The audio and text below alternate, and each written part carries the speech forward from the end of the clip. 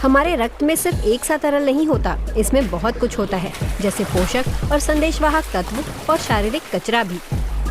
हमारे रक्त प्रवाह में अरबों ब्लड सेल्स होते हैं और जब ये सेल्स मर जाते हैं तो उनके बचे हुए हिस्से भी खून में ही रह जाते हैं। इसके अलावा रोगाणु भी शरीर में रक्त के जरिए गति करते हैं और यहीं से स्प्लीन की भूमिका शुरू होती है। स्प्लीन का काम होता है रक्त की जांच करना, देखना कि रक्त में कौन सी चीज सही है और कौन सी नहीं। स्प्लीन को बाकी अंगों के बीच ढूंढना थोड़ा मुश्किल है। ये पेट के बाएं कोने पर निचली पसलियों, लिवर, पेट और किडनी के बीच दबी होती है।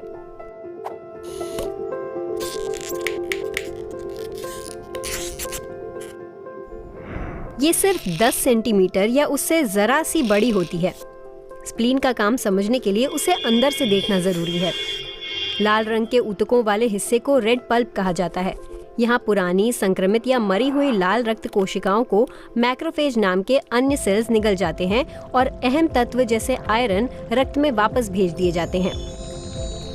बोन मैरो में इनकी मदद से नई लाल रक्त कोशिकाएं बनाई जाती हैं, लेकिन गर्भ के 6ठे महीने तक स्प्लीन भी नए रेड ब्लड सेल्स बनाती है।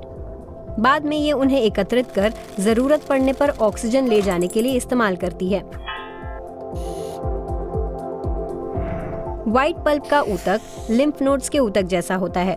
ये रक्त में रोगाणुओं का पता लगाने और उनसे लड़ने में माहिर होता है। मैक्रोफेज इस प्रक्रिया में अहम भूमिका निभाते हैं। वो पहले हानिकारक बैक्टीरिया को ढूंढते हैं, फिर उन्हें निगलकर एसिड और एंजाइम की मदद से तोड़ते हैं। रोगाणुओं का पता लगने के बाद उनकी जानकारी प्रतिरक्षा प्रणाली में मौजूद अन्य कोशिकाओं तक पहुंचाई जाती है ताकि उन्हें पहचाना जा सके। और स्प्लीन श्वेत रक्त कोशिकाओं को भी रोगाणुओं से लड़ने के लिए ट्रेन करना शुरू कर देता है। हालांकि स्प्लीन अहम है, लेकिन हम जरूरत पड़ने पर इसके बिना भी जी सकते हैं। अन्य अंग जैसे लिवर, बोन मैरो, थाइमस और लसिका तंत्र इसकी कमी को पूरा कर सकते हैं। लेकिन जिनकी स्प्लीन निकाल दी जाती है, उनका इम्यून सिस्टम कमजोर हो जाता है और बीमारियों का खतरा बढ़ जाता है। आखिर टीम में विशेषज्ञों का होना हमेशा अच्छा होता है।